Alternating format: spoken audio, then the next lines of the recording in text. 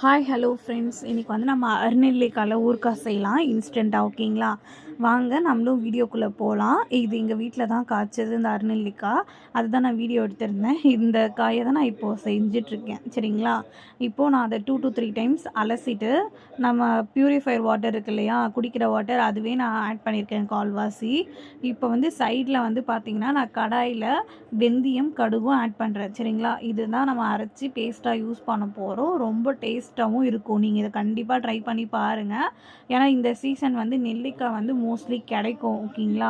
அருநெல்லிக்காய் season தான் இது. Summer season start ஆகிடுச்சு. இதை வந்து நம்ம ட்ரை ரோஸ்ட் பண்ணிவிட்டு நெக்ஸ்ட்டு மிக்சியில் வந்து பார்த்திங்கன்னா ஒரு 5 மினிட்ஸ் நல்லா ஒரு கண்டென்சிக்கு வரும் இல்லையா, நொறு நொறுன்னு சொல்லுவாங்க இல்லையா, அந்த மாதிரி வரும்போது எடுத்துக்கோங்க. சரிங்களா? இப்போ நான் இன்னொரு கடாயில் வந்து பார்த்திங்கன்னா ஆயில் வந்து நல்லெண்ணெய் ஆட் பண்ணி, ஓகேங்களா, அதில் நான் இப்போ நம்ம அரைச்சி வச்சுருக்கோம் இல்லையா, அந்த தூளை வந்து நான் ஆட் பண்ணுறேன். சரிங்களா? அந்த தூள் வந்து அதில் வந்து நல்லெண்ணெயில் மிக்ஸ் ஆகும்போது அது ஒரு ஃப்ளேவர் ஸ்மெல் நல்லா வரும். அதை வந்து நம்ம டைரெக்டாக நெல்லிக்காய்க்கு ஆட் பண்ணிக்கலாம். சரிங்களா? இப்போது நான் அந்த கடாயில் இது பண்ணேன் இல்லையா, அதை ஆஃப் பண்ணிட்டேன். இப்போ நான் பேனில் அந்த நெல்லிக்காய் வேக வச்சதை ஃபில்ட்ரு பண்ணி அந்த தூள் நான் அரைச்சி வச்சுருந்தேன்ல ஆயில், அதை எல்லாத்தையும் போட்டு மிக்ஸ் பண்ணியிருக்கேன்.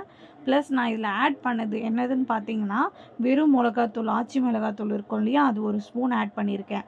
உப்பும் அதுக்கு தேவையானது நான் ஆட் பண்ணிட்டேன். சரிங்களா? இப்போ பாருங்கள், அந்த தூள் நான் கொட்டியிருக்கேன் பாருங்கள். ஓகேங்களா? இப்போ நம்ம அதை நல்லா மிக்ஸ் பண்ணதுக்கப்புறம் நம்மளுக்கு ஈஸியாக ரெடி ஆகிடும். நீங்களும் ட்ரை பண்ணி பாருங்கள்.